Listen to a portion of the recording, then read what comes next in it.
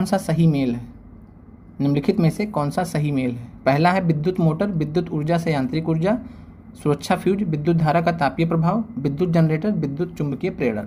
ठीक है, अब यहाँ पे समझिए जो विद्युत मोटर क्या होता है, तो आपने घर में इलेक्ट्रिक मोटर देखा है जिसको आप लाइट को ऑन करते हो, बटन को ऑन करते हो और उसके बाद जो मोटर चलता है, पानी भरता है आपका टंकी में। ठीक है, तो हमने जब लाइट के बटन को ऑन किया तो हमने क्या दिया? विद्युत ऊर्जा, इलेक्ट्रिक एनर्जी। क्लियर है? अब उसके बाद जो है मोटर में पानी भर रहा है, तो मोटर में पानी भरने का कार्य कैसा है? यांत्रिक ऊर्जा है ना, मैकेनिकल एनर्जी। तो यहाँ पे इलेक्ट्रिकल एनर्जी से जो है मैकेनिकल एनर्जी, विद्युत ऊर्जा से यांत्रिक ऊर्जा में विद्युत मोटर काम करता है। क्लियर हो गया आपको? दूसरा समझिए, यानी ये सही है। फिर है सुरक्षा फ्यूज। सेफ्टी फ्यूज क्या होता है? तो सेफ्टी फ्यूज आपको पता है कि विद्युत धारा के तापीय प्रभाव पे काम करता है। एनसीईआरटी में सरल शब्दों में दिया गया, विद्युत धारा के तापीय प्रभाव पे काम करता है। और होता क्या है, जब जो है सेफ्टी फ्यूज में जब एक निश्चित टेम्परेचर से ज़्यादा जब उसमें हो जाता है, जो एक निश्चित अमाउंट से ज़्यादा करंट उसमें फ्लो होने लगती है, तो जो सेफ्टी फ्यूज रहता है वो मेल्ट कर जाता है। ठीक है, मेल्ट कर जाता है और मेल्ट करने के बाद जो करंट हट जाती है। इससे क्या होता है? ओवर करंट नहीं जाता है और आपका जो डिवाइस है वो ख़राब नहीं होता। ठीक है, तो ये सेफ्टी फ्यूज, इसीलिए इसको हम सेफ्टी फ्यूज कहते हैं, क्योंकि हमें ओवर करंट से बचाता है, जिससे अत्यधिक नुकसान हो सकता है। तो यह विद्युत धारा के तापीय प्रभाव पे काम करता है। क्लियर हो गया आपको? तो ये भी सही है आपका। फिर अगला है विद्युत जनरेटर। विद्युत जनरेटर, तो विद्युत जनरेटर जो है विद्युत चुंबकीय प्रेरण पर काम करता है। अगर आपको नहीं पता था तो ध्यान रखिए, इलेक्ट्रोमैग्नेटिक इंडक्शन, इलेक्ट्रोमैग्नेटिक इंडक्शन। और एक चीज़ यहाँ पे ध्यान रखिएगा, और इलेक्ट्रोमैग्नेटिक इंडक्शन का कॉन्सेप्ट दिया था फराडे ने। फराडे को जानते होंगे आप, साइंटिस्ट थे, इन्होंने विद्युत चुंबकीय प्रेरण का उदाहरण जो है कॉन्सेप्ट दिया था। तो विद्युत जनरेटर, तो इसका मतलब आपका जो है उपयुक्त में से एक से अधिक आपके सही है। और ध्यान दीजिएगा, इसमें 4 ही ऑप्शन थे, आपके में 5 आएंगे। ध्यान रखिए, आपके एग्जाम में 5 ऑप्शन आएंगे। यहाँ आपको इससे मतलब नहीं है, आपको आंसर से मतलब है। ठीक है, बेस्ट आंसर से मतलब है। तो आपको ये चीज़ क्लियर हो गया। और साथ में जिस प्रश्न पे हम स्पेशली बोलेंगे कि ये इनके लिए है, तो वो उस कैटेगरी के लोग ध्यान देंगे, नहीं तो ये प्रश्न सभी के लिए इंपॉर्टेंट है। ठीक है, पीआरटी से लेके पीजीटी तक का। अब कहेंगे पीजीटी तो हमारा कुछ और है, तो आपका जो जीएस पार्ट सेकंड है ना, उसके लिए महत्वपूर्ण है। समझ गए होंगे आप? पीजीटी के लिए जीएस पार्ट सेकंड के लिए महत्वपूर्ण है, बाकी पीआरटी के लिए तो महत्वपूर्ण है। 6 to 8 मैथ साइंस के लिए महत्वपूर्ण है, 6 to 8 other categories, 9 to 10 other categories math science के अलावा। ठीक है, तो आपका जो है जीएस पार्ट सेकंड के लिए पूरा इंपॉर्टेंट है। प्रश्न समझ में आ गया होगा। अगला प्रश्न आते हैं, देखते हैं। दृष्टि दोष, जिसमें व्यक्ति दूर की वस्तुओं को तो स्पष्ट नहीं देख पाता लेकिन पास की वस्तुओं को देख पाता है, वह दृष्टि दोष कहलाता है। ठीक है, तो दृष्टि दोष जिसमें व्यक्ति जो है नज़दीक की वस्तुओं को देख पाता है, पास की वस्तुओं को स्पष्ट देख पाता है, हम उसको क्या बोलते हैं? निकट दृष्टि दोष। इंग्लिश में बोलते हैं मायोपिया। ठीक है, और आपको ये भी पता है कि निकट दृष्टि दोष को हम कैसे दूर करते हैं? तो अवतल लेंस से, अवतल लेंस से। और अवतल लेंस को इंग्लिश में क्या बोलते हैं? तो कॉनकेव लेंस। क्लियर है आपको? फिर है दीर्घ दृष्टि, तो दीर्घ दृष्टि किसको बोलते हैं? हाइपरमेट्रोपिया को, हाइपरमेट्रोपिया को। और इसमें क्या होता है कि इसको हम दूरदृष्टि दोष बोलते हैं। ठीक है, तो ये आपको निकट दृष्टि दोष क्लियर हो गया, मायोपिया। इस पे आगे बढ़ते हैं। अब देखिए, दीर्घ दृष्टि दोष को हम दूरदृष्टि दोष बोलते हैं, दूरदृष्टि दोष। तो यहाँ पे क्या होता है कि दूर की चीज़ें दिखेंगी, पास की नहीं दिखेंगी। ठीक है, जिस नाम से है वो दिखेंगी। तो जैसे यहाँ निकट दृष्टि दोष है, तो निकट का दिखेगा, ठीक है, लेकिन दूर का नहीं दिखेगा, जस्ट उल्टा है, नाम के हिसाब से उल्टा है, तो इस चीज़ को ध्यान रखिएगा। और दीर्घ दृष्टि दोष या दूर दृष्टि दोष, जिसको हाइपरमेट्रोपिया बोलते हैं, ये आपका उत्तल लेंस से ठीक किया जाता है। किससे ठीक किया जाता है? तो उत्तल लेंस से, और इसको हम कॉन्वेक्स लेंस बोलते हैं। क्लियर है? अब आगे बढ़ते हैं। जरा दृष्टि दोष क्या होता है? जरा दृष्टि होता है प्रेस बायोपिया, प्रेस बायोपिया। ये बुढ़ापे में होता है, और इसमें जो है जो आपका सीलरी मसल्स होती हैं, सीलरी मसल्स होती हैं, ये कमज़ोर हो जाती हैं। ठीक है, इसको हम हिंदी में नाम नहीं ध्यान रखा आ रहा, लेकिन पाँच में भी पेशियाँ करके हैं शायद। ठीक है, तो पाँच में भी पेशियाँ, सीलरी मसल्स कमज़ोर हो जाती हैं। जरा दूरदृष्टि को हम दूर करने के लिए क्या करते हैं? और जरा मतलब आप समझते हैं, जरा किसको बोलते हैं? वृद्ध को बोलते हैं। ठीक है, तो इससे आप नाम से समझ सकते हैं, तो वृद्धों में होता है। और इसके लिए हम बाईफोकल लेंस, कैसा lens? Bifocal lens, bifocal lens का यूज़ करते हैं। बाईफोकल का मतलब होता है जो है जिसमें दोनों हों, कॉन्वेक्स और कॉनकेव दोनों हों, अवतल और उत्तल लेंस दोनों हों, तो बाईफोकल लेंस का हम इस्तेमाल करते हैं जरा दूरदृष्टि में दोष में। ठीक है, तो क्लियर है आपको? और इस प्रश्न का जो सही आंसर वह है निकट दृष्टि दोष। आगे बढ़ते हैं। फिर अगला प्रश्न आपका, सोनार तकनीक में उपयोग होता है। सोनार तकनीक में उपयोग होता है एक्सरे का, इंफ्रारेड तरंगों का, माइक्रोवेव का। तो आप लोग जो है इस प्रश्न का जो सही आंसर है वह है आंसर डी, ठीक है। और क्यों आंसर डी है वो भी समझिए, उपयुक्त में से कोई नहीं, ठीक है। क्योंकि सोनार को पहला आप इसका पूरा नाम जानिए, पूछा जाता है sound navigation, sound navigation and ranging, sound navigation and ranging, ठीक है। तो साउंड का ये इसका फुल फॉर्म हो गया, आर जो है रेंजिंग के लिए हो गया, और उसके बाद फिर जो है एन ए हो गया नेविगेशन के लिए, और एस ओ हो गया साउंड के लिए। क्लियर है आपको, साउंड नेविगेशन एंड रेंजिंग। और ये किसका इस्तेमाल करता है, तो अल्ट्रासोनिक वेव्स का, अल्ट्रासोनिक वेव्स का, अल्ट्रासोनिक वेव्स का। अल्ट्रासोनिक वेव्स को हम क्या बोलते हैं हिंदी में, पराश्रव्य किरणें, पराश्रव्य तरंगे। तो पराश्रव्य तरंगे यानी अल्ट्रासोनिक वेव्स का इस्तेमाल करता है सोनार। क्लियर है आपको। इसके अलावा आपको ध्यान रखना है, रेडियो वेव्स किसका इस्तेमाल करते हैं, रडार। आपको रडार का फुल फॉर्म जो है कमेंट करके बताना है, रडार किसका इस्तेमाल करते हैं। तो रडार से RAD, ठीक है। तो रेडियो नेविगेशन एंड रेंजिंग होता है, चलिए हमने बता दिया रेडियो नेविगेशन, और ठीक है आप इसको एक बार करेक्ट कर दीजिएगा अगर मैं गलत हूँ तो। और यहाँ पे रेडियो वेव्स का इस्तेमाल करते हैं, रेडियो वेव्स का, रेडियो तरंगों का इस्तेमाल करते हैं, नाम से आप रिलेट कर सकते हैं। तो यह प्रश्न क्लियर है। और साथ में आप लोग जो नए हों टेलीग्राम लिंक जरूर ज्वाइन कर लें, और आपको जो है पूरी तरीके से सहायता दी जाएगी आपकी परीक्षा के लिए। और साथ में चैनल को आपके सहयोग की अत्यंत आवश्यकता है, और आप लोग जो है चैनल को ज़्यादा से ज़्यादा शेयर करें, जिससे जो है चैनल आगे बढ़ पाए। आगे बढ़ते हैं, अगला प्रश्न है, बिजली गिरने के दौरान कौन सी घटना घटित होती है। तो बिजली गिरने के दौरान, ये प्रश्न आपका NCERT क्लास 8 से है, ठीक है। NCERT क्लास 8 में पूरा चित्र दिया गया है बाकायदा, और चित्र और चैप्टर का हमें जहाँ तक नाम ध्यान आ रहा है, जो आपकी प्राकृतिक घटनाओं के बारे में जो आपका चैप्टर, वहाँ पे आप जाइएगा तो आपको जो है वहाँ पे कॉन्सेप्ट मिलेगा, जहाँ पे आपको इलेक्ट्रिक डिस्चार्ज के बारे में बताया गया, इलेक्ट्रिक डिस्चार्ज के बारे में, ठीक है। और इलेक्ट्रिक डिस्चार्ज को जो है इंग्लिश में हम क्या बोलते हैं, तो बोलते हैं बिजली का निर्वहन, ठीक है। तो इलेक्ट्रिक डिस्चार्ज के द्वारा जो है जो घटना होती है तो कब होती है, तो जब बिजली गिरने के दौरान, जब बिजली गिरती है तो इलेक्ट्रिक डिस्चार्ज का कॉन्सेप्ट होता है, ठीक है। और वहाँ पे प्लस माइनस प्लस का खेल होता है, समझ रहे हैं, ठीक है। और वहाँ NCERT में आप जाएंगे तो बाकायदा डिटेल में पूरा चित्र बना के दिया गया है, तो वहाँ से आपको ये चीज़ क्लियर हो जाएगी, ठीक है। और हम डिटेल में यहाँ पे बात नहीं करेंगे। और इलेक्ट्रिक जब बिजली गिरती है तो आपको इतना तो पता है कि जो है जो चार्जेस होते हैं आपस में उनका कनेक्शन होता है, जिसकी वजह से इतनी ज़बरदस्त ऊर्जा पैदा होती है। तो जाहिर सी बात है प्लस चार्ज माइनस चार्ज से जुड़ते हैं, और फिर नीचे जो है पृथ्वी पर जो प्लस चार्ज होता है वो माइनस चार्ज से जुड़ता है। इस प्रकार जो है डबल यहाँ पे इफेक्ट हो जाता है, इसकी वजह से तगड़ी बिजली कड़कती है। तो बिजली का निर्वहन इलेक्ट्रिक डिस्चार्ज, ये आपका आंसर है। क्लियर है।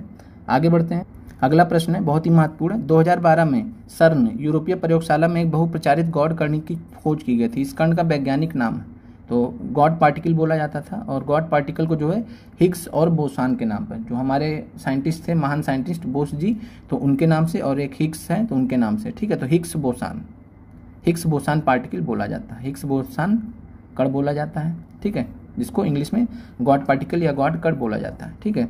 फिर अगला प्रश्न है, ये आपका जो है TGT के लिए इम्पोर्टेंट है, तो ध्यान रखिएगा, बस केवल TGT और उसके ऊपर के लिए इम्पोर्टेंट है। पर प्रश्न है आपका, विवर्तन झंझरी डिफ्रैक्शन ग्रेटिंग का उपयोग करके विवर्तन पैटर्न प्राप्त करने के लिए नीली रोशनी का किरण का उपयोग किया गया था। यदि नीली रोशनी के स्थान पर पीली रोशनी का प्रयोग किया जाए तो इस प्रश्न का जो सही आंसर वह है विवर्तन पैटर्न व्यापक और दूर दूर हो जाता है, ठीक है। आगे बढ़ते हैं, और यह प्रश्न केवल TGT और उसके ऊपर के लिए साइंस के लिए इम्पोर्टेंट है।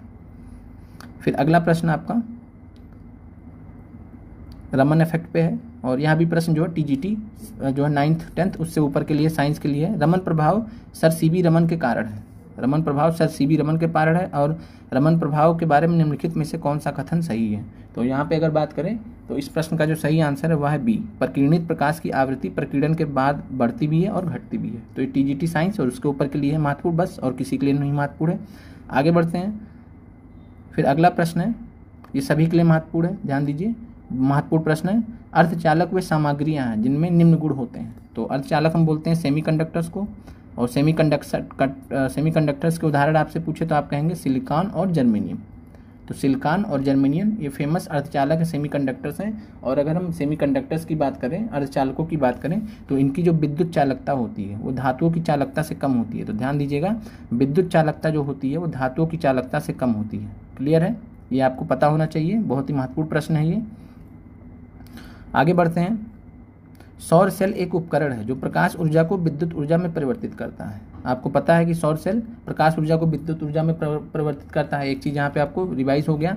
और साथ में सबसे बड़ी बात, आप हमारा चैनल देख रहे हैं तो मेन चीज़ आपका रिवीजन हो रहा है। आपने कहीं ना कहीं से पढ़ा होगा, अगर यहाँ से पढ़ रहे हैं तो अच्छी बात है, लेकिन इसके अलावा कहीं ना कहीं से पढ़ा होगा, आपका रिवीजन हो रहा है। आपको ये नहीं लगेगा कि आप कुछ नया चीज़ पढ़ रहे हैं। ठीक है, हम इस तरीके से आपको रिलेट करके बताते हैं जिससे आपको आसानी रहे समझने में और सबसे कम समय में। ठीक है, फिर आगे बढ़ते हैं। और साथ में आपकी जानकारी के लिए बता दें कि आपका 1 जून से marathon classes subject wise start कर दी जाएंगी।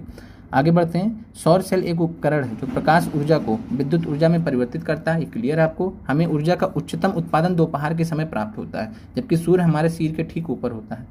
तो ये बात बिल्कुल सही है कि जो सौर ऊर्जा होती है, अभी इस समय जो गर्मी पड़ रही है, आप छत पे जब 12 बजे के बाद जाएंगे तो जब आप ऊपर की तरफ देखेंगे तो आप पाएंगे कि सूर्य आपके जस्ट ऊपर है।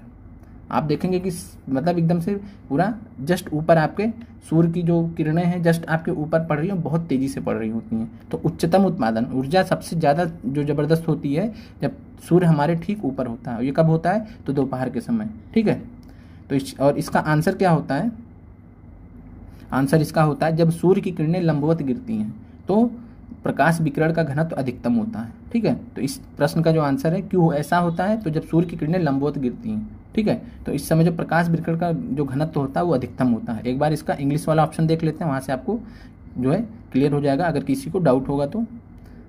Density of light radiation, density of light radiation is maximum when sun rays are falling vertically. जब वर्टिकली गिरते हैं, ठीक है, तो जो है सबसे ज़्यादा डेंसिटी होता है लाइट रेडिएशन का। ये आपका आंसर है। और आप वैसे सिंपल देखें तो यह प्रश्न, इसका जो दूसरा ऑप्शन है, दोपहर में सबसे अधिक ऊष्मा उत्पन्न होती है, गलत है। ऐसा कोई लॉजिक है ही नहीं। दोपहर के समय सूर्य पृथ्वी के सबसे निकट होता है। ठीक है, तो ये भी लॉजिक नहीं है इसके लिए। जो आपका सबसे सही लॉजिक है वही है कि जब सूर्य की किरणें लंबवत गिरती हैं तो प्रकाश विकिरण का घनत्व अधिकतम होता है। ठीक है, आगे बढ़ते हैं। फिर निम्नलिखित में से कौन सी धातु संक्षारण नहीं करती? कोरोजन नहीं करती है।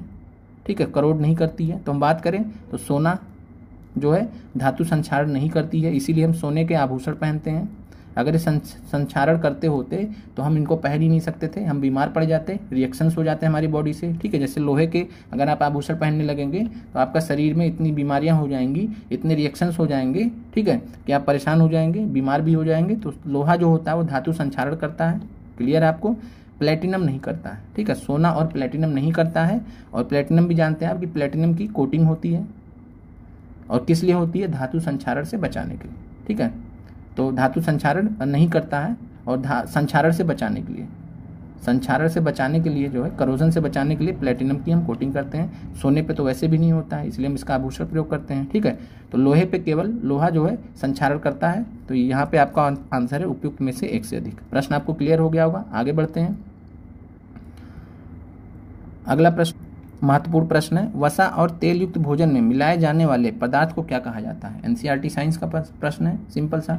ठीक है, रेंसिडिटी के बारे में आपने पढ़ा होगा, अब इसका हिंदी नाम हमें नहीं ध्यान आ रहा है। ठीक है, तो रेंसिडिटी के बारे में एनसीईआरटी चैप्टर में दिया गया है स्टार्टिंग में ही। तो वसा और तेल युक्त भोजन में मिलाए जाने वाले पदार्थ को क्या कहते हैं? तो इसको हम बोलते हैं एंटीऑक्सीडेंट। और एंटीऑक्सीडेंट क्यों कहते हैं? क्योंकि ये ऑक्सीडाइज होने से बचाता है। ठीक है, ऑक्सीडाइज होने से खाने को बचाता है, खाने को खराब होने से बचाता है। इस चैप्टर 1 आपका जो रासायनिक अभिक्रिया है उसी में लास्ट में दिया गया है ये कॉन्सेप्ट। ठीक है, तो हम एंटीऑक्सीडेंट्स का इस्तेमाल इसीलिए करते हैं वसा और तेल युक्त भोजन में, ताकि जो है जो आपका खाना है वो खराब ना हो। तो एंटीऑक्सीडेंट आपका आंसर हो गया। आगे बढ़ते हैं। और एंटीऑक्सीडेंट का मतलब ही होता है, इसके नाम में इसका अर्थ छुपा हुआ है कि ऑक्सीडेंट। ठीक है, तो ये ऑक्सीडाइज नहीं होने देगा, खाने को ऑक्सीडाइज नहीं होने देगा, ऑक्सीजन के जो हवा में ऑक्सीजन होती है उसके संपर्क में नहीं आने देगा। ठीक है, ये है। फिर है पानी का इलेक्ट्रोलिसिस। देखिए प्रश्न, पानी का इलेक्ट्रोलिसिस। अब यहाँ पे प्रश्न देखिए, पानी का इलेक्ट्रोलिसिस। ठीक है, तो पानी का इलेक्ट्रोलिसिस होता है विघटन प्रतिक्रिया का उदाहरण होता है, जिसको हम इंग्लिश में डीकम्पोजिशन रिएक्शन बोलते हैं, डीकम्पोजिशन रिएक्शन बोलते हैं। और यह विघटन प्रतिक्रिया का उदाहरण होता है। क्लियर है आपको। और इसके अलावा पानी का इलेक्ट्रोलिसिस और इसी से रिलेटेड प्रश्न आपका जो है 6 to 8 साइंस ग्रुप में प्रश्न आया था। तो यही होता है जब आप रिलेटेड सवाल्स को जो है बीपीएससी आयोग द्वारा पूछे गए प्रश्नों को करके जाते हैं तो आपको कहीं ना कहीं हेल्प कर देता है। ठीक है, तो आगे बढ़ते हैं और आप जो है पानी के इलेक्ट्रोलिसिस का जो रिएक्शन होता है आप उसको कमेंट कर सकते हैं अगर आपको पता है तो। आगे बढ़ते हैं, हमने इसके बारे में चर्चा की है, पहला जो आपका चैप्टर एनसीईआरटी का। फिर है टमाटर किस अम्ल का प्राकृतिक स्रोत है। अब आप खुश हो गए होंगे क्योंकि आपको इस प्रश्न का आंसर पता है। टमाटर किस अम्ल का प्राकृतिक स्रोत है, तो इसका बात करें तो इसका जो सही जवाब है वह है आपका ऑक्जेलिक अम्ल। ठीक है, ऑक्जेलिक अम्ल। और साथ में अगर बात करें तो एनसीईआरटी चैप्टर 2 में एसिड बेस एंड साल्ट है, जिसका आपको अब से नोट्स दिया जाएगा। और वहाँ पे आपको अगर हम बात करें तो वहाँ आपको जो है जितने भी प्रकार के अम्ल हैं महत्वपूर्ण उसके बारे में दिया गया। जैसे एसिटिक अम्ल के बारे में, तो ये किस में इस्तेमाल होता है, सिरके में, विनेजार में। फिर टार्टरिक अम्ल है, टार्टरिक अम्ल को इमली में इस्तेमाल करते हैं। ठीक है, वहाँ पे सारा लिस्ट दिया गया और उसको हम अब से टेलीग्राम ग्रुप में डाल दिया करेंगे। ठीक है, आगे बढ़ते हैं। 100% शुद्ध इथेनॉल को क्या कहा जाता है, तो 100% शुद्ध इथेनॉल को जो है क्या बोलते हैं, तो पूर्ण शराब, एब्सोल्यूट अल्कोहल, एब्सोल्यूट अल्कोहल। तो ध्यान दीजिएगा 100% शुद्ध इथेनॉल को, इथेनॉल का फार्मूला होता है C2H5OH। ठीक है, और इसको जो है पूर्ण शराब बोलते हैं, नाम से आप समझ सकते हैं, उसमें कोई बहुत ज़्यादा दिमाग लगाने वाली बात नहीं। जहरीली शराब किसको बोलते हैं, तो ये बोलते हैं मिथेनॉल को, याद रखिएगा, मिथेनॉल को बोलते हैं। इसी की वजह से लोगों की मौत होती है जब मतलब जो बहुत ही बेकार प्रवृत्ति के लोग होते हैं समाज में, जब वो क्या करते हैं कि मान लीजिए शराब अवेलेबल नहीं है तो क्या करेंगे, जो एब्सोल्यूट शराब होती है उसमें पानी मिला के जो है वो मिथेनॉल बनाते हैं। मिथेनॉल होता है और मिथेनॉल जो है बहुत ही हानिकारक होता है, जान ले लेता है। तो इस प्रकार आप भारत में सुने होंगे, आज से 3-4 साल पहले भी जाएंगे तो आपने कई लोगों से सुना भी होगा कि जहरीली शराब के कारण लोगों की मौत हो जाती है। तो उसमें क्या होता है, तो मिथेनॉल होता है। ठीक है, और इसका जो फार्मूला होता है CH3OH करके होता है। ठीक है, तो आगे बढ़ते हैं। इसके अलावा इथेनॉइक एसिड के बारे में आप जानते हैं। अभी तो एसिड है, अब एसिड तो हो नहीं सकता, शराब पूछ रहा है ना, तो ये आपका आंसर हो नहीं सकता। ऐसे आप एलिमिनेट कर सकते हैं बहुत आसानी से। फिर आप इन दोनों में देखिए तो आप बोलेंगे 100% पूछ रहा है तो पूर्ण शराब लगा देते, नहीं भी पता है तो ये होता है ट्रिक लगाने का। ठीक है, अब इथेनॉइक एसिड का फार्मूला होता है C2H5CH3COOH, और इसको जो है हम एसिटिक एसिड भी बोलते हैं, एसिटिक एसिड भी बोलते हैं। ठीक है, और हमने अभी बात किया कि यह सिरके में पाया जाता है, पर क्लियर है। आगे बढ़ते हैं।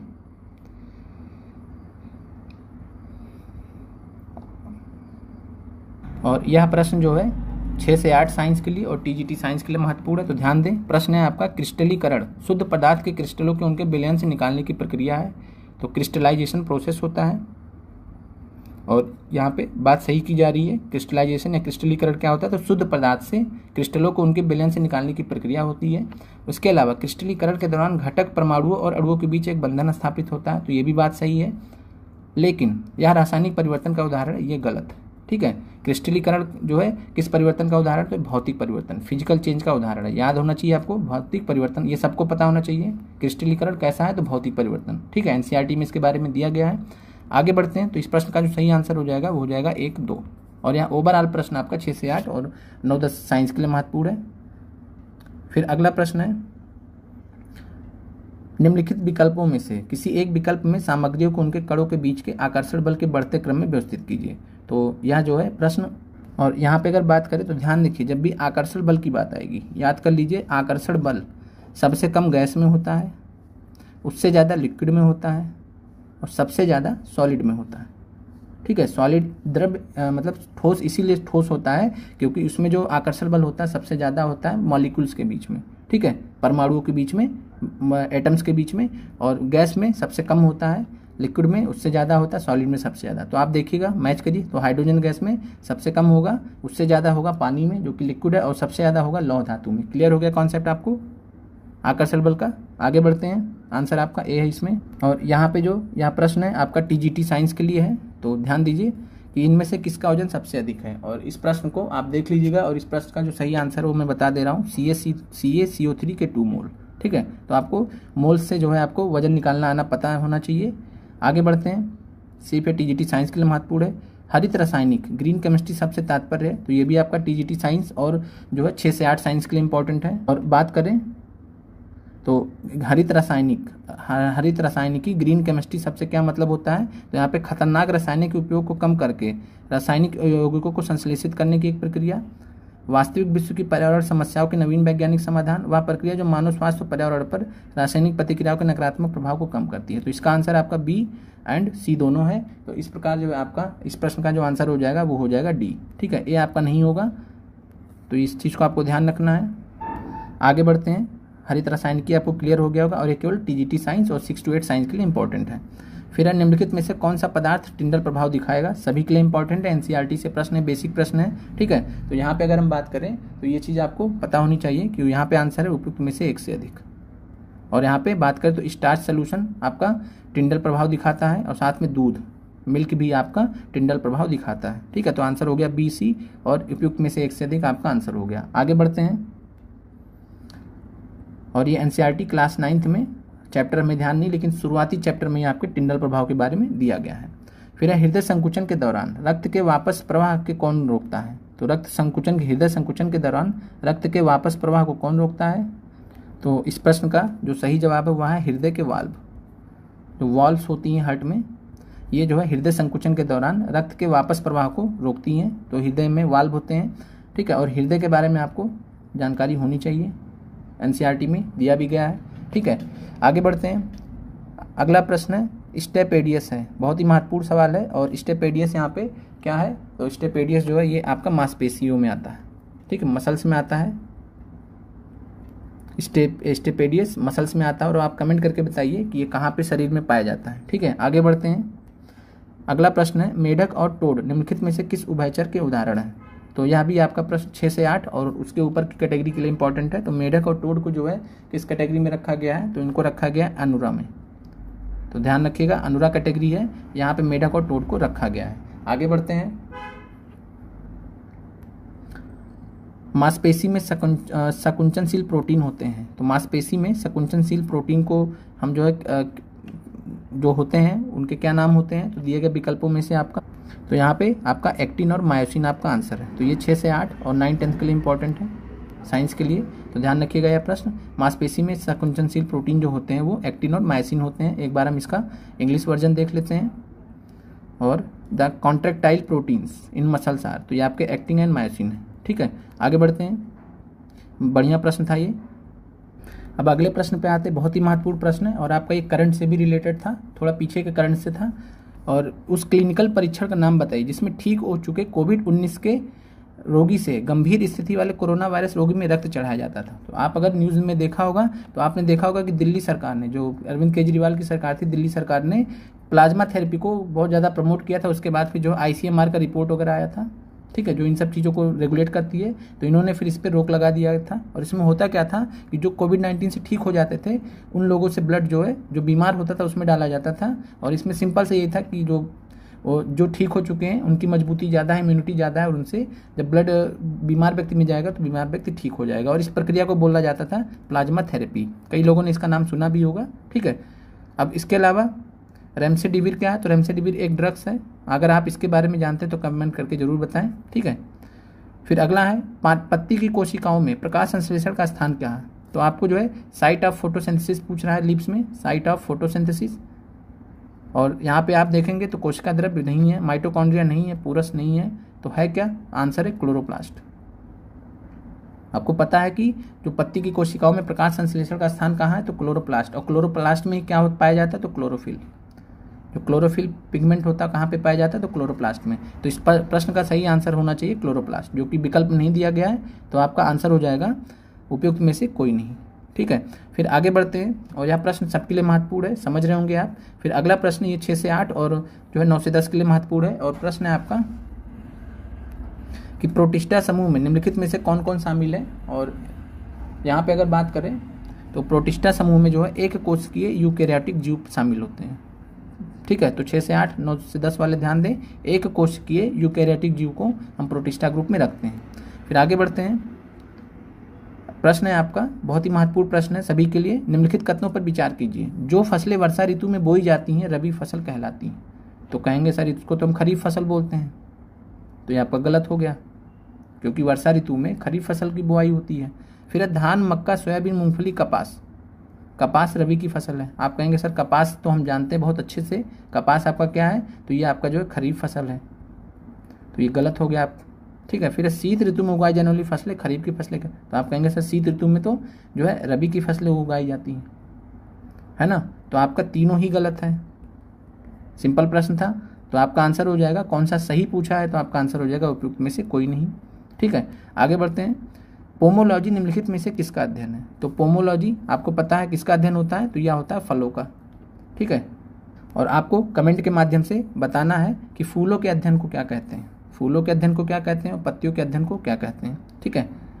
और इसके अलावा जो है ऑर्निथोलॉजी बता दें आपको, ऑर्निथोलॉजी पक्षियों के अध्ययन को बोलते हैं, पक्षियों के अध्ययन को बोलते हैं ऑर्निथोलॉजी, ये महत्वपूर्ण आपके लिए। आगे बढ़ते हैं। संवेदनशील पौधे मिमोसा पुडिका की पत्तियों की गति को क्या कहा जाता है? तो आपके एनसीईआरटी में आपने पढ़ा होगा, छुई पौधे के बारे में दिया गया है, छुई पौधा जिसको हम मिमोसा पुडिका बोलते हैं, तो इसकी गति को हम क्या बोलते हैं? तो इसकी गति को जो है आपका आंसर उपयुक्त में से कोई नहीं यहाँ नहीं दिया गया है, और इसका आंसर है नास्टिक मूवमेंट, नास्टिक मूवमेंट या नास्टिक गति। और इसका मतलब क्या होता है कि स्पर्श, अगर पौधे को स्पर्श किया गया तो स्पर्श या कंपन के प्रति पौधे की प्रक्रिया होती है, प्रति पौधे की प्रक्रिया होती है। और यह जो पौधा होता है स्पर्श से जो है इसके प्रति जो है इसका जो व्यवहार होता है खराब, मतलब छुईमी बोलते हैं, छुईमी पौधे को नहीं छूना चाहिए वरना वो मुरझा जाएगा।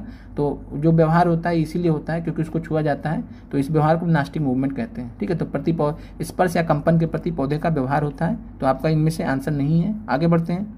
फिर अगला प्रश्न आपका प्रश्न है, अपने सभी चालू मैन होल को साफ करने के लिए रोबोटिक तकनीक का उपयोग करने वाला भारत का प्रथम राज्य कौन सा है? तो इसका आंसर है केरल, और केरल में बांदीकूट नाम था इसका, बांदीकूट। और यह क्या था?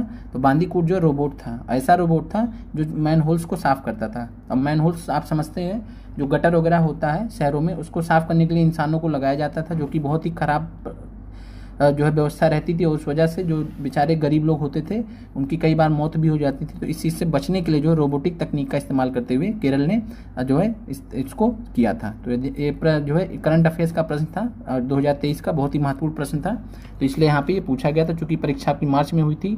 और आगे बढ़ते हैं। फिर निम्नलिखित में से कौन सा 2023 तक एक विशेष राज्य नहीं है? तो विशेष राज्य की बात करें तो झारखंड आपका नहीं है, तेलंगाना है, असम है, सिक्किम है, ठीक है। तो झारखंड आपका जो है विशेष राज्य की कैटेगरी में नहीं आता है।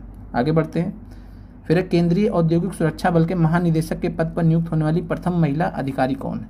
तो इस प्रश्न को रखने का आपको यहाँ पे सिंपल सा मतलब ये है कि आप प्रश्न का जो है पैटर्न देखिए कि किस प्रकार के प्रश्न करंट अफेयर्स में पूछे जाते हैं, ठीक है। तो उसी प्रकार से आपको तैयारी करनी होती है।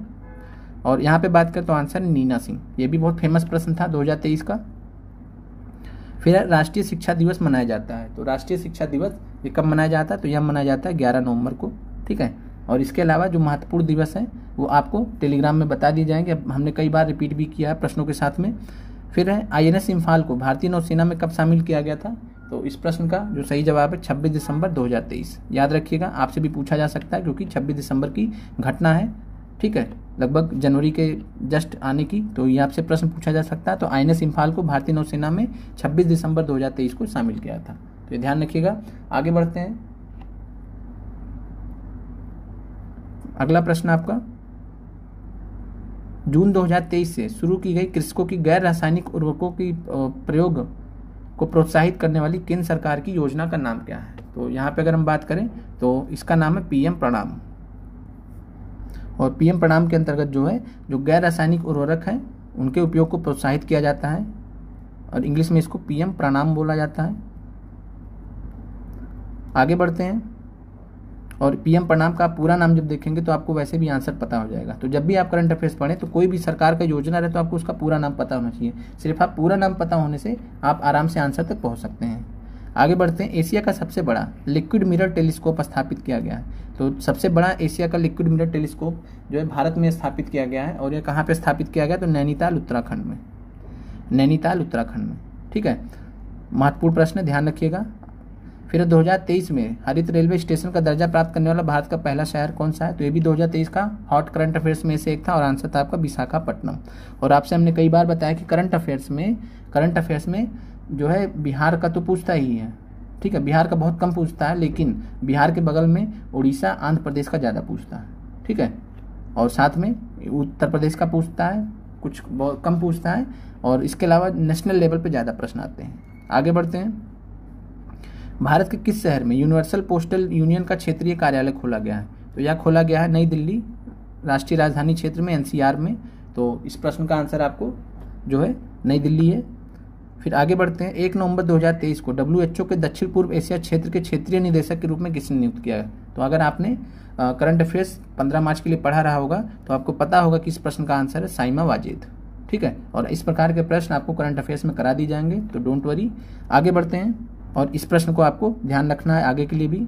और आगे बढ़ते हैं, अगले प्रश्न पे आते हैं। प्रश्न है 54वें भारतीय अंतर्राष्ट्रीय फिल्म महोत्सव 2023 में किस फिल्म को गोल्डन पीकॉक पुरस्कार दिया गया था? बहुत ही महत्वपूर्ण प्रश्न है आपके लिए भी। ठीक है, और इसका आंसर है एंडलेस बॉर्डर्स। तो एंडलेस बॉर्डर्स नाम की मूवी थी, इसको दिया गया था 54वें भारतीय अंतर्राष्ट्रीय फिल्म महोत्सव 2023 में गोल्डन पीकॉक अवार्ड से।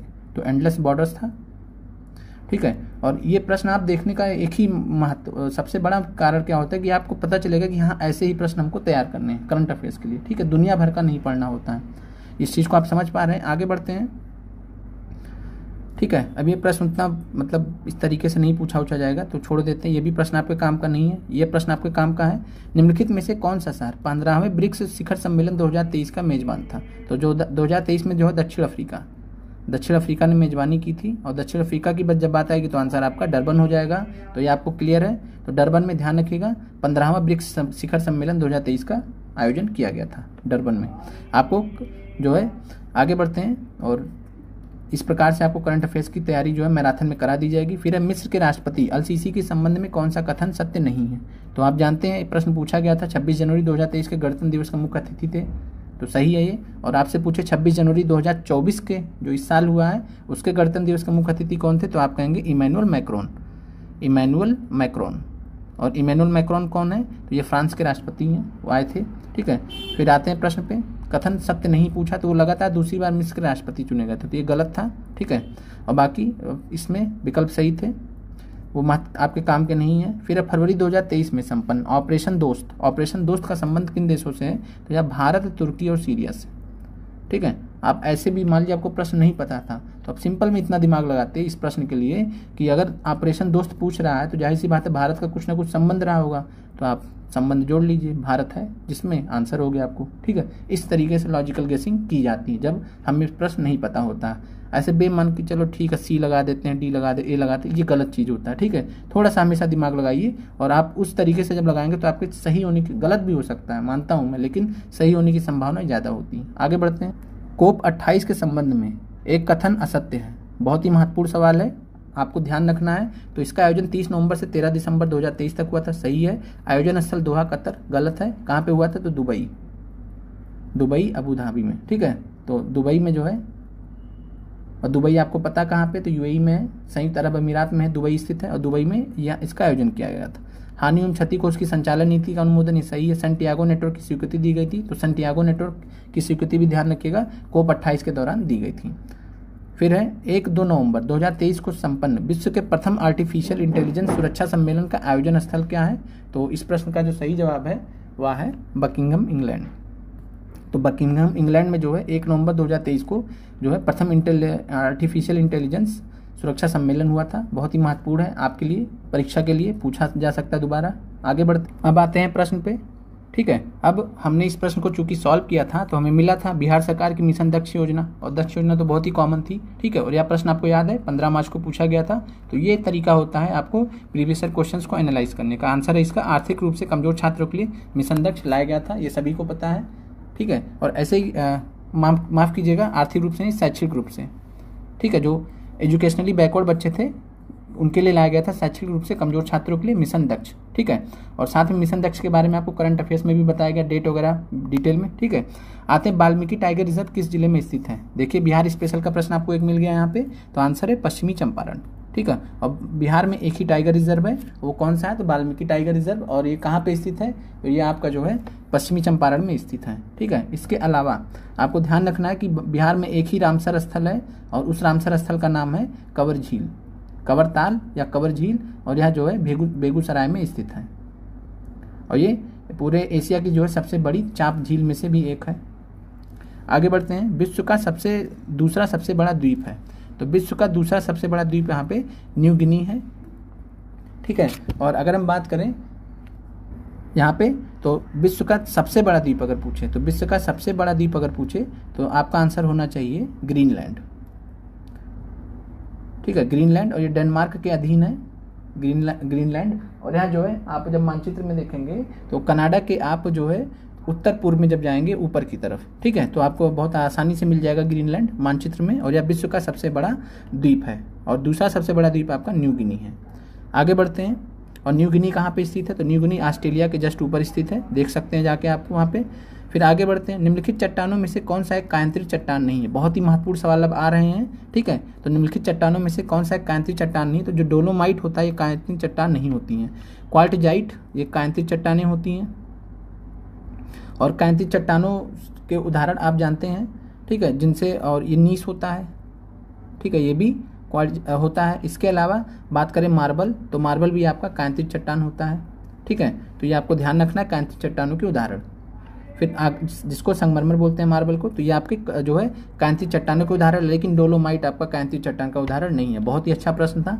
अगला प्रश्न है आपका कि ताउपो झील कहाँ है, ताउपो झील किस देश में स्थित है। तो ये तो बहुत ही तगड़ा प्रश्न पूछा गया था। और जाहिर सी बात है न्यूजीलैंड के बारे में जब कोई पढ़ता है तो इतना तो नहीं पढ़ता है कि वहाँ पे कौन सी झील वगैरह स्थित है, लेकिन इस प्रश्न का जो सही आंसर है वहाँ न्यूजीलैंड। तो ध्यान रखिएगा ताउपो झील जो है ये न्यूजीलैंड में स्थित है। और नाम से आप जो है जापान की तरफ जा सकते थे यहाँ पे, लेकिन इसलिए प्रश्न रखा गया था।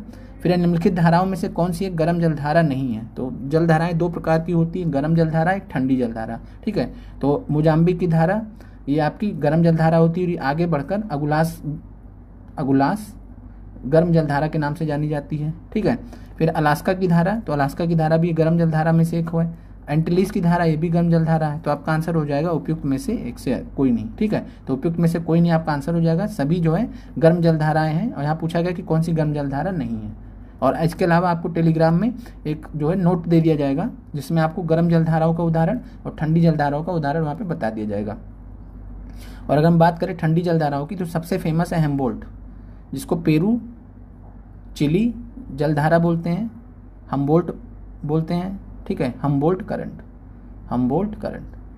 तो ये आपका ठंडी जलधारा का। इसके अलावा बेंगोला बहुत महत्वपूर्ण है।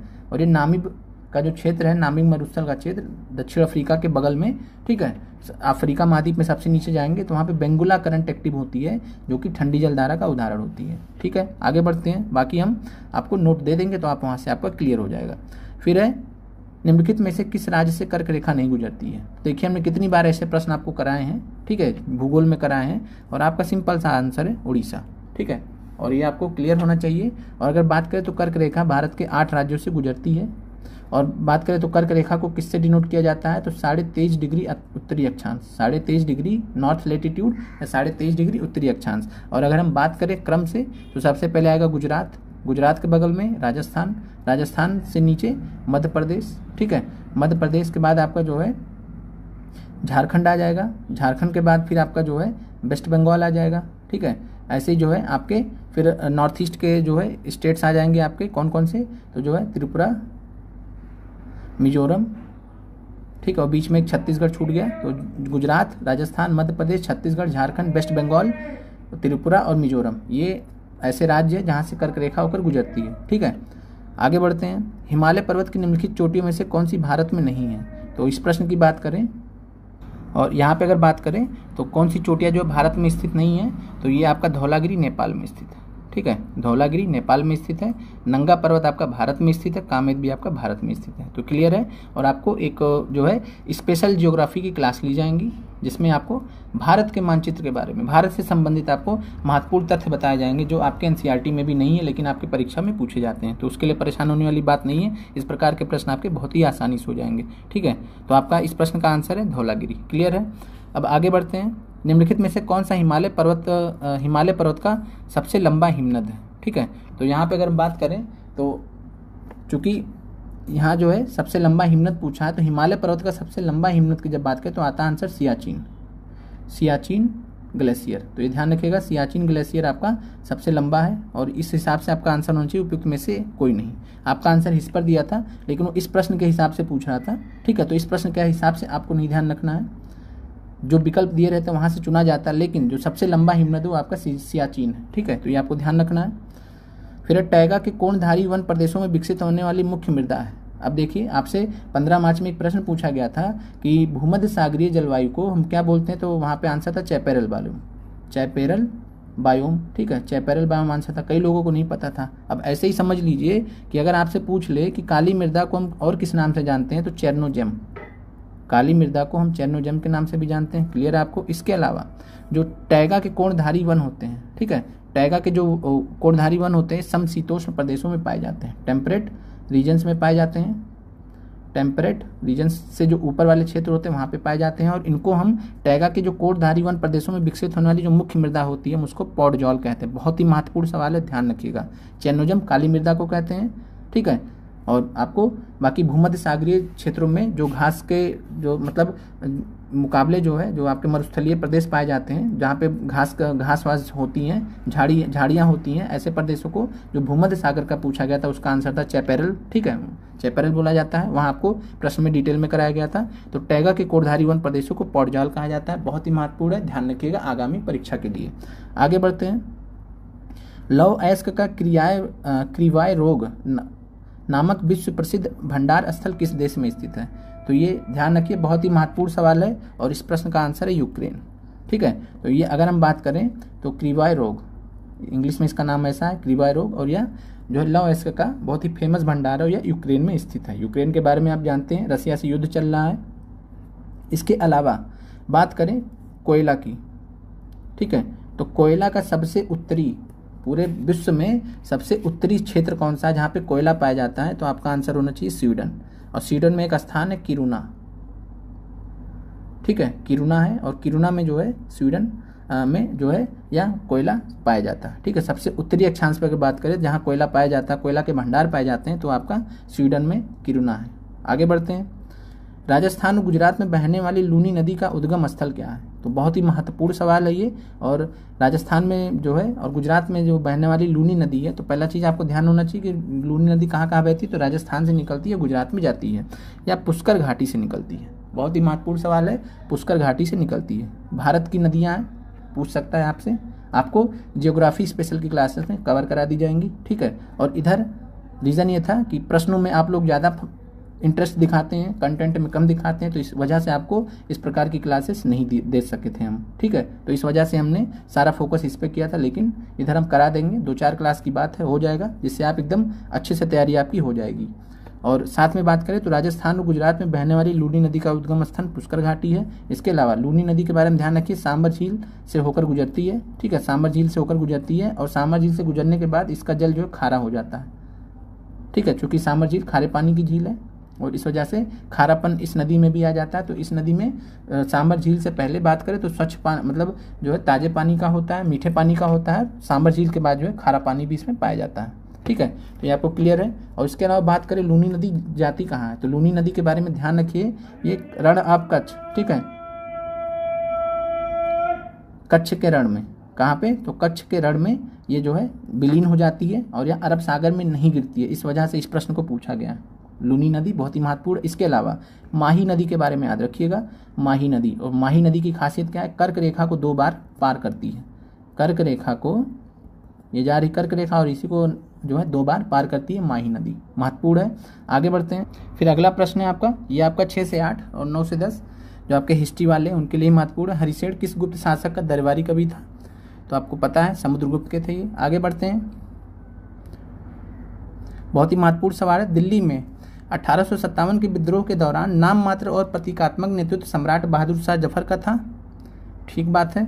वास्तविक कमान सैनिकों के एक दरबार के पास थी जिसके प्रमुख थे। तो ये बहुत ही महत्वपूर्ण सवाल है और ऐसे प्रश्न जो है आपसे बहुत बार पूछे गए हैं। यहाँ पे अगर हम बात करें तो जो वास्तविक जो सत्ता थी, वास्तविक कमान थी, वो बख्त खान के पास थी। तो ध्यान रखिएगा, बख्त खान नाम। और इसके अलावा नाना साहब कानपुर में नेतृत्व प्रदान किया था अपने आप को पेशवा घोषित करके। हजरत महल ने लखनऊ में नेतृत्व किया था, ठीक है, और बख्त खान ने दिल्ली में। वास्तविक जो कमान थी इन्हीं के हाथ में थी। और जो राजनीतिक रूप से जो इसका नेतृत्व प्रदान किया था वो किया था बहादुर शाह जफर ने, और वास्तविक रूप से बख्त खान। क्लियर है आपको। फिर 1890 में कलकत्ता विश्वविद्यालय की पहली महिला स्नातक ने कांग्रेस अधिवेशन को संबोधित किया था। बहुत ही अच्छा प्रश्न है ये, और ये आपने पढ़ा भी होगा। आंसर है कादम्बिनी गांगुली। ठीक है। और बात करें फिर एनी बेसेंट के बारे में, आपको बहुत बार बताया जा चुका है। सरोजिनी नायडू के बारे में बहुत बार बताया जा चुका है। ठीक है। तो एनी बेसेंट भारतीय राष्ट्रीय कांग्रेस की प्रथम महिला अध्यक्ष थी। ठीक है, प्रथम महिला अध्यक्ष। और सरोजिनी नायडू प्रथम भारतीय महिला अध्यक्ष थी। इतना फ़र्क है 1917 में और ये 1925 में। डिटेल में हमने बात किया तो यहाँ पे नहीं देंगे। फिर बहुत ही महत्वपूर्ण सवाल, लेखक और उनके कार्यों के बारे में निम्नलिखित में से कौन सा जोड़ा सही है? Subhash Chandra Bose the Indian struggle, बहुत सही बात है, इन्हीं का है। ठीक है, बोस दा का है। फिर Bhagat Singh the discovery of India, यहाँ तो मामला गड़बड़ हो गया क्योंकि डिस्कवरी ऑफ इंडिया तो जवाहरलाल नेहरू जी की है। तो यहाँ आपको ध्यान रखना है कि जो डिस्कवरी ऑफ इंडिया है किसने पुस्तक लिखी है? जवाहरलाल नेहरू जी की, बहुत ही फेमस पुस्तक है। फिर अगला आप कहेंगे sir the story of my experiment with truth, तो सभी जानते हैं, गांधी जी। ठीक है, गांधी जी की ऑटोबायोग्राफी है। तो आपका सही आंसर यहाँ पे पूछा है, जोड़ा सही है तो सुभाष चंद्र बोस जी का द इंडियन स्ट्रगल। ठीक है, एक लिस्ट आपको दे दी जाएगी टेलीग्राम लिंक में, वहाँ से आपको ऐसे प्रश्न कभी गलत हो ही नहीं सकते। बाकी जितने पूछे गए हैं वो तो आपको करा ही दिए गए हैं। आगे बढ़ते हैं। और अगर आपको हमारा प्रयास अच्छा लग रहा हो तो चैनल को आप लोग सहयोग कीजिए, सपोर्ट कीजिए, हम आपके लिए पूरी तरीके से तत्पर हैं। फिर है बिहार विभूति, ज्वेल ऑफ बिहार के नाम से किसे जाना जाता है? अब आप बताइए, अगर ऐसा प्रश्न आपके सामने आ जाए तो आप कंफ्यूज हो जाएंगे या नहीं हो जाएंगे? लेकिन यहाँ आपको देखना रखना कि बिहार विभूति, ज्वेल ऑफ बिहार के नाम से अनुग्रह नारायण सिन्हा को जाना जाता है। बिहार स्पेशल का प्रश्न आपको यहाँ से मिल गया अच्छा सा। ठीक है, तो यही फायदा होता है प्रीवियस ईयर क्वेश्चंस को सॉल्व करने का। अब आप समझ गए होंगे कि जब 5 मार्च का पेपर आयोजित हुआ और हमने इस प्रश्न को सॉल्व करके गए तो हमें फ़ायदा ही मिला होगा, नुकसान तो हुआ नहीं होगा, है ना? तो इस चीज़ को आपको भी समझना है। और मार्केट की टेस्ट सीरीज से जितना दूरी हो सके 50 किलोमीटर की दूरी बना के रखिए। ठीक है, तभी आप सेफ रहेंगे, नहीं तो आप फंसे रहेंगे इन सब चीज़ों में। आते हैं एरड़ अभिलेख का संबंध किस शासक से? बाकी आपको प्लेलिस्ट में लिंक दे दी जाएगी सबकी, जीएस पार्ट सेकंड के लिए दो। ठीक है, पीआरटी के लिए, सबके लिए यहाँ पे अवेलेबल है। एरड़ अभिलेख का संबंध किस शासक से है? तो इस प्रश्न का जो है ये आपका 6 से 8 के लिए ही इंपॉर्टेंट है और 9-10 के लिए इंपॉर्टेंट है। और इस प्रश्न का जो है आपका आंसर है सही जो है वो है बुद्धगुप्त। तो एरड़ अभिलेख जो है यहाँ पे बुद्धगुप्त से रिलेटेड है। आगे बढ़ते हैं। दीवाने इंसा का संबंध था, तो यह भी प्रश्न आपको जो है 6 से 8 में और 9-10 हिस्ट्री के लिए ही है, आपके वैसे इंपॉर्टेंट नहीं है। और इस प्रश्न का आंसर है शाही पत्र व्यवहार से। शाही पत्र व्यवहार से दीवाने इंसा का संबंध था। फिर महाराजा रणजीत सिंह का संबंध था, तो ये सबको पता होना चाहिए, बहुत ही फेमस प्रश्न है। शुकर चकिया मिसल, कई लोग जानते भी होंगे इसका आंसर। ठीक है, तो महाराजा रणजीत सिंह जो कि पंजाब के सबसे फेमस मतलब राजा हुए, जो अंग्रेजों के खिलाफ भी लड़े। ठीक है, और साथ में जो है आगे बढ़ते हैं, शुकर चकिया मिसल से थे ये, बहुत ही महत्वपूर्ण। फिर निम्नलिखित में, और इनके स्पेशली इनके जाने के बाद पंजाब बहुत कमज़ोर हो गया और फिर फाइनली जो 1849 में पंजाब ब्रिटिश के अधीन भी आ गया। निम्नलिखित में से किस स्थल पर मौर्य साम्राज्य द्वारा महल बनवाया गया था? बहुत ही महत्वपूर्ण सवाल है, वैसे भी नॉर्मली पता होना चाहिए सभी को। और ये बिहार में कुमराहार, ये बिहार स्पेशल का भी सवाल है। ठीक है, कुमराहार है, कुमराहार नाम की जगह है बिहार में। ठीक है, जहाँ पे जो मौर्य साम्राज्य द्वारा जो महल बनवाए गए थे उसके अवशेष पाए गए, तो ये आपको पता होना चाहिए कुमराहार। ठीक है, पाटलिपुत्र से कंफ्यूज नहीं होना, पाटलिपुत्र में राजधानी थी, लेकिन जो महल बनवाया गया था वो था कुमराहार में, जहाँ से अवशेष पाए गए हैं। तो क्लियर है आपको यह प्रश्न। आगे बढ़ते हैं। इनमें से किसकी नियुक्ति, बिहार स्पेशल प्रश्न, 1764 के बाद बिहार के उप दीवान के तौर पे हुई थी? तो आप कहेंगे हमने तो आपने इसको पहले भी कराया है। आंसर है सितब राय बिहार के। और रेजा खान किसके थे? तो रेजा खान आप बोलेंगे सर बंगाल के, मुर्शिदाबाद वाला जो क्षेत्र था बंगाल में रेजा खान थे, और सितब राय को जो है उप दीवान नियुक्त किया गया था बिहार का। क्लियर है? ठीक है, और ये कब तक थे? तो ये 1773 तक थे। 1773 में इन्हें पदच्युत कर दिया गया था। इनको लाया कौन था? तो क्लाइव लाए थे, उनको जो है पदच्युत किसने किया? तो वारेन हेस्टिंग्स ने। ठीक है, हमने डिटेल में पढ़ा भी इसके बारे में। फिर अगला प्रश्न है आपका, किस संवैधानिक संशोधन अधिनियम ने भारत के संविधान के मौलिक अधिकारों एवं डीएसपी में सहकारी समितियों से संबंधित नए प्रावधान जोड़े हैं? तो यही बहुत ही फेमस है, 97 संवैधानिक संशोधन अधिनियम 2011। ठीक है, 97th कॉन्स्टिट्यूशनल अमेंडमेंट एक्ट 2011 में आया था, और इसके तहत जो है सहकारी समितियों से संबंधित प्रावधान जोड़े गए थे। बहुत ही महत्वपूर्ण है। आगे बढ़ते हैं। निम्नलिखित में से किस किस समिति में लोकसभा और राज्यसभा दोनों के प्रतिनिधि शामिल होते हैं? तो लोकसभा और राज्यसभा से संबंधित जो है मतलब कई सारी संसदीय समितियां होती हैं, उसमें एक प्राक्कलन समिति होती है जो है एस्टीमेट्स कमेटी। तो ये ध्यान रखिएगा, एस्टीमेट्स कमेटी में केवल लोकसभा के होते हैं, 30 लोग होते हैं। सबसे बड़ी कमेटी होती है, सबसे बड़ी समिति होती है, 30 लोग होते हैं, और इसमें 30 के 30 लोकसभा से। क्लियर है? अब बात करें यहाँ पे लोक लेखा समिति की, तो लोक लेखा समिति जो है ये आपका जो है पब्लिक अकाउंट कमेटी बोलते हैं। इसमें लोकसभा और राज्यसभा दोनों से होते हैं, 22 सदस्य होते हैं। कितने होते हैं? 22, लोकसभा और राज्यसभा दोनों से। क्लियर है? फिर सार्वजनिक समझ समिति, ठीक है, तो सार्वजनिक समझ समिति जो है इसमें भी आपके लोकसभा राज्यसभा दोनों से होते हैं, लोकसभा और राज्यसभा दोनों से होते हैं, तो आपका आंसर होना चाहिए 3 और 4, ठीक है। इसमें लोकसभा और राज्यसभा दोनों के सदस्य शामिल होते हैं। अधीनता विधान संबंधी समिति ये अलग अलग होती है, लोकसभा के लिए अलग होती है, राज्यसभा के लिए अलग होती है, ठीक है, तो आपको क्लियर होना चाहिए अलग होती है, अलग अलग बनती हैं। लेकिन अगर हम बात करें लोक लेखा समिति की, तो इसमें लोकसभा राज्यसभा दोनों सदस्य होते हैं। सार्वजनिक समझ समिति में लोकसभा और राज्यसभा दोनों सदस्य होते हैं, तो आपका आंसर होगा केवल 3, 4, तो केवल 3, 4 आपका सही है, तो ये आपको क्लियर होना चाहिए। फिर आगे बढ़ते हैं, और आप देख पा रहे हैं कि कितना महत्वपूर्ण ये पेपर आपके लिए हो रहा है। किसी भी राजनीतिक दल को राष्ट्रीय दल के रूप में मान्यता दी जा सकती है यदि, तो इसमें आपका सही जवाब है यदि उसने 4 राज्यों में राज्य पार्टी के रूप में मान्यता प्राप्त है। आम आदमी पार्टी का उदाहरण देख सकते हैं। फिर है यहाँ 3 राज्यों के आम चुनाव में लोकसभा की 2% सीटें जीता हो, ठीक है, तो ये पहला और तीसरा है, और दूसरा नहीं है। लोकसभा राज्य विधानसभा में 4% वैध वोट नहीं है, ये 6% के आसपास है जहाँ तक मुझे ध्यान है। तो आपका आंसर 2 गलत है, बाकी आपका आंसर 1 और 3 सही है, तो आपका आंसर हो गया 1 और 3। आगे बढ़ते हैं। सरकारी आयोग के गठन का उद्देश्य था, बहुत ही महत्वपूर्ण सवाल है। तो सरकारी आयोग के गठन का जो उद्देश्य था वो था केंद्र राज्य संबंधों की समीक्षा करना। बहुत ही फेमस सवाल है, पता नहीं कितनी बारी पूछा गया है राज्य आयोग की परीक्षाओं में। तो केंद्रीय राज्य संबंधों की समीक्षा करने से संबंधित है सरकारी आयोग, ठीक है। पंचायती राज व्यवस्था की समीक्षा करने से संबंधित जो आयोग है आप उसका नाम बता सकते हैं, ठीक है, तो इससे आप कमेंट करके जरूर बताइएगा। आगे बढ़ते हैं। भारत में न्यायिक पुनरावलोकन का आधार क्या है? तो भारत में न्यायिक पुनरावलोकन का आधार जो है किस पे आधारित है? तो ये बात करें तो कानून द्वारा स्थापित प्रक्रिया, प्रोसीजर इस्टेब्लिश्ड बाय लॉ। फर्क होता है दोनों में, ठीक है, प्रोसीजर इस्टेब्लिश्ड बाय लॉ, और इसका मतलब ये होता है कि जो प्रोसीजर इस्टेब्लिश्ड बाय लॉ का मतलब होता है कि जब न्यायिक पुनरावलोकन की बात आएगी, तो पहली बात तो समझिए न्यायिक पुनरावलोकन होता क्या है। तो जो सुप्रीम कोर्ट होता है या हाई कोर्ट होता है, वो उन्होंने मान लिया अपना कोई फैसला दिया, तो अपने उस फैसले पे पुनर्विचार करके उसको सही कर सकते हैं भविष्य में। ऐसा नहीं कि एक बार उन्होंने कोई फैसला दे दिया तो पत्थर की लकीर है, तो वो न्यायिक पुनरावलोकन इसको हम बोलते हैं, ठीक है। और इसकी उत्पत्ति कहाँ पे हुई थी? तो ये हुई थी यूएसए में, और यूएसए से ये भारत में लिया गया, और यूएसए में जो है ये ड्यू प्रोसेस ऑफ लॉ पे आधारित है, ड्यू प्रोसेस ऑफ लॉ पे आधारित है, और भारत में यह प्रोसीजर इस्टेब्लिश बाय लॉ पे आधारित है, कानून द्वारा स्थापित प्रक्रिया। और इसमें फ़र्क यही होता है कि कानून द्वारा स्थापित प्रक्रिया का मतलब ये होता है कि जो कानूनी जो सही है वही माना जाता है, ठीक है, तो कानूनी रूप से जो सही होता है उस हिसाब से इसको माना जाता है। और ड्यू प्रोसेस ऑफ लॉ में जो यूएसए में है उसका मतलब होता है जो नेचुरल लॉ, जो प्राकृतिक कानून जो बोलते हैं उसके हिसाब से जो सही है वो सही है, ठीक है। अब जैसे कानून द्वारा स्थापित प्रक्रिया को ऐसे सिंपल, ये आपको प्रश्न समझ में आ गया होगा, कानून द्वारा स्थापित प्रक्रिया।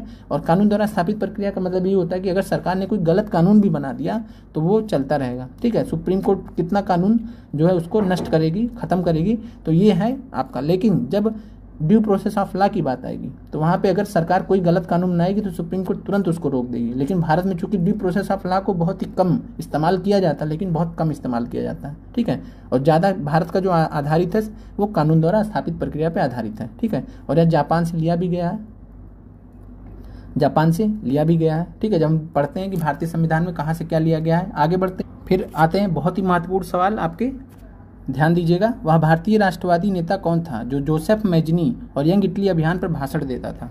तो बहुत ही महत्वपूर्ण सवाल है, और इस प्रश्न का आंसर है सुरेंद्रनाथ बनर्जी। सुरेंद्रनाथ बनर्जी जो है ये राष्ट्रवादी नेता थे जो मैजनी और यंग इटली अभियान पर भाषण देते थे। बहुत ही महत्वपूर्ण सवाल है। 1895 का बेल्बी आयोग, बेल्बी कमीशन किस विषय पर आधारित था?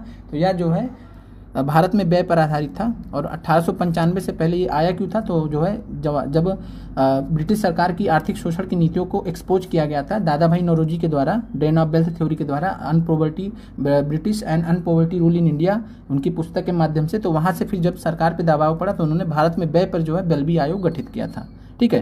फिर अगला प्रश्न है, किसने लिखा था पृथक निर्वाचक मंडल स्थापित करके हम नाग के दांत बो रहे हैं तथा इसका परिणाम भीषण होगा? तो आप देख पा रहे हैं कि कितने जबरदस्त प्रश्न यहाँ पे पूछे गए हैं, और इस प्रश्न का जो सही आंसर है वह है मॉर्ले, ठीक है। तो आपका मॉर्ले मिंटो सुधार आया था, मॉर्ले मिंटो सुधार आया था जिसको भारत सरकार अधिनियम 1909 भी कहते हैं, ठीक है। तो मॉर्ले मिंटो सुधार ये आपका 1909 में आया था। इसके तहत मुसलमानों को जो है पृथक निर्वाचन दिया गया, तब उस पर जो मॉर्ले थे, मॉर्ले कौन थे, तो उसमें भारत राज्य सचिव थे। मिंटो कौन थे, तो मिंटो थे वायसराय। ठीक है, तो पहला नाम जो था इसमें भारत राज्य सचिव थे। और इन्होंने फिर जब ये चीज़ हो गया तो इन्होंने बोला कि पृथक निर्वाचन मंडल स्थापित करके हम नाक के दांत बो रहे हैं, इसका परिणाम भीषण होगा। इनका कहने का मतलब यही था कि जब हम लोग यहाँ से जाएंगे तो तब तक स्थिति बहुत खराब हो चुकी होगी, और हुआ भी वही। तो जब पार्टीशन हुआ तो जो है बहुत विनाश हुआ देश का, हर प्रकार से इतनी सारी जाने गई सब कुछ। ठीक है, तो ये आपको पता होना चाहिए। फिर साइमन कमीशन में भारतीयों को शामिल न करने की निंदा करने वाले लीडर्स मैनिफेस्टो पर किसने हस्ताक्षर किए थे? बहुत ही महत्वपूर्ण सवाल है। तो लीडर्स मैनिफेस्टो, और इस पर जो है सर अली इमाम ने किया था, सच्चिदानंद सिन्हा ने किया था, नवाब इस्माइल खान ने किया था। तो आपका आंसर हो जाएगा उपयुक्त में से एक से अधिक। बहुत ही महत्वपूर्ण सवाल है, बिहार स्पेशल के लिए ध्यान रखिएगा। फिर आगे बढ़ते हैं। बिहार में सर्चलाइट समाचार पत्र के संपादक कौन थे? तो संपादक पूछ रहा है, यही आप गलती करते हैं। ठीक है, प्रश्न आपसे पीआरटी में पूछा गया था, वंदे मातरम के संपादक कौन है, आप पता नहीं क्या क्या आंसर लगाए। ठीक है, आप वहां से आपसे संस्थापक नहीं पूछ रहा था, संस्थापक नहीं पूछ रहा था। ठीक है, संपादक पूछ रहा है, माने एडिटर, कौन एडिटर का काम करता था। तो यहाँ आंसर है मुरली मनोहर प्रसाद। बहुत ही महत्वपूर्ण सवाल है, बिहार स्पेशल सवाल है। और अगर पूछे हम आपसे कि सर्चलाइट समाचार पत्र के संस्थापक कौन है, तो सर्चलाइट समाचार पत्र के संस्थापक हमारे सच्चिदानंद सिन्हा जी हैं, सच्चिदानंद सिन्हा जी हैं। बिहार स्पेशल प्रश्न आपको मिल चुका है। आगे बढ़ते हैं। किस अधिनियम के द्वारा राजकीय शक्ति कंपनी से ताज को हस्ताक्षरित हुई? तो यहाँ आपके डिटेल में पढ़ाया भी गया है। 1858 का जो अधिनियम था उसके तहत जो है राजकीय शक्ति कंपनी से ताज को हस्तांतरित हो गई थी। ब्रिटिश ईस्ट इंडिया कंपनी को भंग कर दिया गया था इस कानून के द्वारा। और किसकी पृष्ठभूमि में? तो जो है 1857 की क्रांति के पृष्ठभूमि में। ठीक है, आगे बढ़ते हैं। बहुत ही महत्वपूर्ण सवाल है, बिहार स्पेशल में पूछा गया। किस घटना की तुलना सुभाष चंद्र बोस ने नेपोलियन के एल्बा से पेरिस लौटने पर की थी? तो यह महात्मा गांधी की नमक यात्रा को जो है सुभाष चंद्र बोस ने कंपेयर किया था, तुलना किया था कि महात्मा गांधी की नमक यात्रा ऐसी यात्रा थी जो नेपोलियन ने कभी एल्बा से पेरिस लौटने पर की थी। ठीक है, तो ये मतलब कुल मिला के जो तारीफ में कहा गया स्टेटमेंट है कि महात्मा गांधी की नमक यात्रा इतनी प्रभावी थी। ठीक है, तो इस चीज़ को आपको समझना, सुभाष चंद्र बोस जी ने यह स्टेटमेंट दिया था। आगे बढ़ते हैं। किस तिथि को मुस्लिम लीग ने प्रत्यक्ष कार्रवाई दिवस मनाया? बहुत ही महत्वपूर्ण सवाल है और इसका आंसर 16 अगस्त 1946। हमने कई बार इस प्रश्न को डिस्कस किया है, तो आपका आंसर यहाँ पे तो दिया नहीं है, तो 16 अगस्त 1946 नहीं दिया है, तो इस प्रकार आपका आंसर हो जाएगा उपयुक्त में से कोई नहीं। बहुत ही महत्वपूर्ण सवाल है। तो आप देख पा रहे हैं कि जो है प्रीवियस क्वेश्चन को करने का फायदा क्या होता है। ठीक है, और हम ये प्रश्न खुद सॉल्व करके गए थे। ठीक है, इस पे आगे बढ़ते हैं। किस नगर में Hindustan socialist Republic army HSRA की स्थापना हुई थी? तो अगर HSRA की स्थापना की बात करें तो ये हुई थी 1928 में। कहाँ पे हुई थी? तो दिल्ली में। ठीक है, दिल्ली में कहाँ पे हुई थी? तो फिरोज शाह कोटला मैदान में। ठीक है, फिरोज शाह कोटला मैदान था वहाँ पे हुई थी। और फिरोज शाह कोटला के नाम से स्टेडियम भी है जिसको अब अरुण जेटली स्टेडियम कर दिया गया। ठीक है, तो जहाँ पे दिल्ली में मैच होते हैं। आगे बढ़े। कानपुर में क्या हुआ था? तो कानपुर में HRA की स्थापना हुई थी, हिंदुस्तान रिपब्लिकन एसोसिएशन की स्थापना हुई थी 1924 में। ठीक है, और फिर इसका नाम बदल के HSRA कर दिया गया था 1928 में। ठीक है, और ये किसके नेतृत्व में था? तो शहीद भगत सिंह और चंद्रशेखर आज़ाद जी के नेतृत्व में HSRA को बनाया गया था। ठीक है, और HRA की बात करें तो HRA का जो कानपुर में सेंटर था, HRA को जो सचिन सान्याल, ठीक है, राम प्रसाद बिस्मिल, ठीक है, तो दो नाम आपको ध्यान रखने हैं। आगे बढ़ता दिल्ली। ठीक है, तो HSRA की स्थापना दिल्ली में हुई। बहुत ही महत्वपूर्ण सवाल, किस वर्ष मुजफ्फरपुर बम कांड हुआ था? तो किस वर्ष मुजफ्फरपुर बम कांड हुआ था? इस प्रश्न का जो सही जवाब है वो है 1908। ठीक है, तो और ये कब हुआ था? तो 30 अप्रैल 1908। बहुत डिटेल में हम आपसे बात कर चुके हैं और इस प्रश्न के बारे में। ठीक है, और इसके जो है कह सकते हैं कौन से क्रांतिकारी इससे जुड़े हुए थे? तो प्रफुल्ल चाकी और जो है आपके खुदीराम बोस जी को फांसी हुआ था। प्रफुल्ल चाकी ने अपने आप को पुलिस से बचने के लिए गोली मार ली थी। आगे बढ़ते हैं। तो साथियों, आपके जो ये प्रश्न है जो आपके महत्वपूर्ण